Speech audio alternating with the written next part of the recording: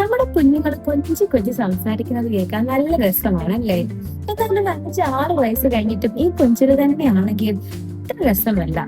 അതിനെയാണ് നമ്മൾ articulation disorder അഥവാ ഉച്ചാരണ പിശകുകൾ എന്ന് പറയുന്നത്.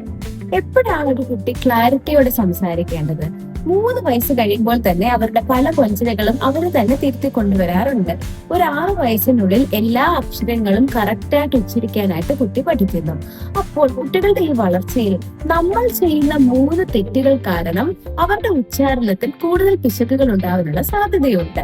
ഒന്നാമത്തേത്, നമ്മൾ കൊഞ്ചി സംസാരിക്കുന്നത്. നമ്മൾ ഇപ്പോൾ പറയുന്ന അതേ വാക്കുകൾ തന്നെയായിരിക്കും കുട്ടികൾ ഇമിറ്റേറ്റ് ചെയ്യുന്നത്. ഓരോ വാക്കുകളും നമ്മൾ ഒരു 2-3 വയസ്സ് കഴിഞ്ഞിട്ട് കൊഞ്ചി കൊഞ്ചി തന്നെയാണ് കുട്ടികളോട് സംസാരിക്കുന്നതെങ്കിൽ അവരും അത് തന്നെ ഇമിറ്റേറ്റ് ചെയ്ത് കൊഞ്ചി തന്നെ സംസാരിക്കുന്നു. രണ്ടാമത്തേത്, ശരിയായ സമയത്ത് തിരുത്താതെ ഇരിക്കാൻ. ഒരു 3 വയസ്സ് കഴിഞ്ഞിട്ടും കുട്ടികൾ ഇച്ച് വെള്ളം കുടിക്കണം, കളിച്ചാൻ പോണം എന്നൊക്കെ പറയുമ്പോൾ വെള്ളം കുടിക്കണോ കളിക്കണോ എന്ന് നമ്മൾ കറക്റ്റ് ചെയ്ത് കൊടുത്തില്ലെങ്കിൽ അവർ വീണ്ടും അതേ തരത്തിലുള്ള സംഭാഷണം തുടർന്നുകൊണ്ടേയിരിക്കുന്നു. മൂന്നാമത് ചെയ്യുന്ന കാര്യമാണ് കളിയാക്കലുകൾ.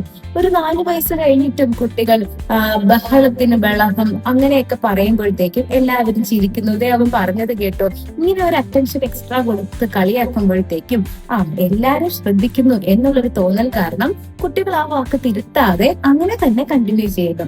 അപ്പോൾ ഈ 3 തെറ്റുകൾ നമ്മളുടെ വളരുന്ന കുട്ടികളോട് സംസാരിക്കുമ്പോൾ ഒഴിവാക്കാനായിട്ട് നമ്മൾ ശ്രമിക്കുക.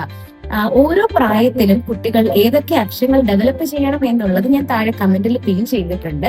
അത് നോക്കി 6 വയസ്സ് വരെയുള്ള കുട്ടികളിൽ ഈ പ്രായത്തിനനുസരിച്ചിട്ടുള്ള എല്ലാ അക്ഷരങ്ങളും കറക്റ്റായിട്ട് ഡെവലപ്പ് ചെയ്യുന്നുണ്ടോ എന്ന് നോക്കി, ഇല്ല എന്നുണ്ടെങ്കിൽ ഉറപ്പായിട്ട് നിങ്ങൾ ഒരു സ്പീച്ച് തെറപ്പിസ്റ്റിനെ കണ്ട് സ്പീച്ച് തെറപ്പി സ്റ്റാർട്ട് ചെയ്യേണ്ടതാണ്. ഓക്കെ.